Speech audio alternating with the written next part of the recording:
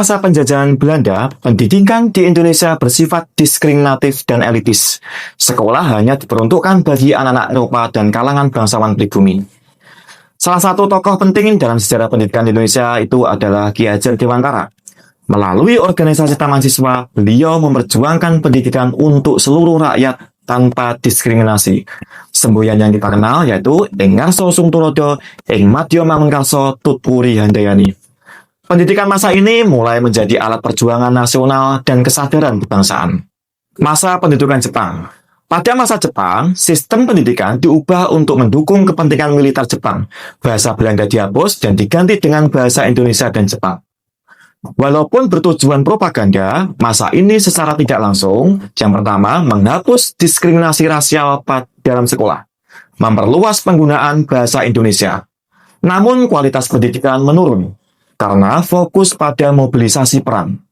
Kita masuk di awal kemerdekaan. Setelah kemerdekaan, pendidikan menjadi alat pembangunan bangsa. Pemerintah mulai menyusun sistem pendidikan nasional yang lebih merata. Pada masa Presiden Bapak Soekarno, pendidikan diarahkan untuk membangun nasionalisme dan identitas bangsa. Namun, tantangan besar saat itu yaitu kekurangan guru, minim fasilitas, kondisi ekonomi belum stabil. Kita masuk di Orde Baru. Pada masa Bapak Soeharto, pendidikan mulai mengalami pembangunan besar-besaran. Program penting yang kita tahu yaitu wajib belajar 6 tahun, pembangunan SD Impres, penyeragaman kurikulum nasional. Namun, sistem pendidikan cenderung sentralistik, menekankan hafalan, minim ruang berpikir kritis. Masa reformasi hingga sekarang, perubahan membawa kita ke lebih maju, yaitu otonomi daerah dalam pendidikan, kurikulum berbasis kompetensi, program BOS, bantuan operasional sekolah, perubahan kurikulum berkali-kali. Saat ini Indonesia menggunakan kurikulum belajar yang bertujuan memberi fleksibilitas belajar. Beberapa perkembangan positif dalam pendidikan kita saat ini yaitu akses pendidikan semakin luas, teknologi mulai masuk ke sekolah, program KIP dan BOS membantu siswa kurang mampu, kurikulum mulai menekankan kreativitas dan karakter.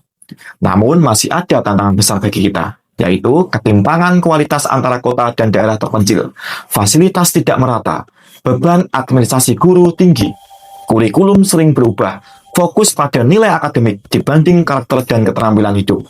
Jika melihat sejarah, ada pola yang berulang, yaitu pendidikan sering menjadi alat kekuasaan.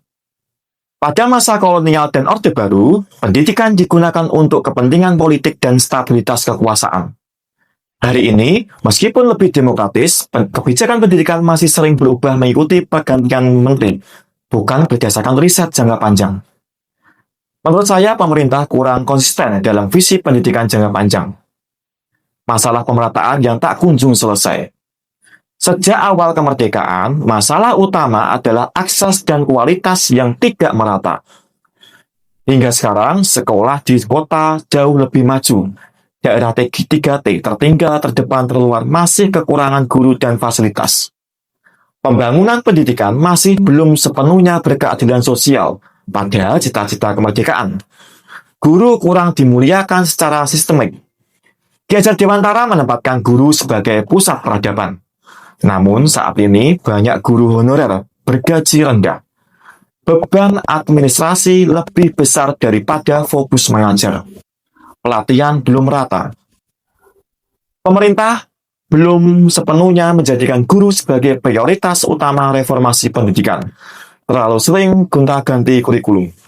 Dari kurikulum 94, KBK, KTSP, K13 hingga kurikulum Merdeka. Perubahan kurikulum yang terlalu cepat menunjukkan kurangnya evaluasi mendalam dalam kesinambungan kebijakan.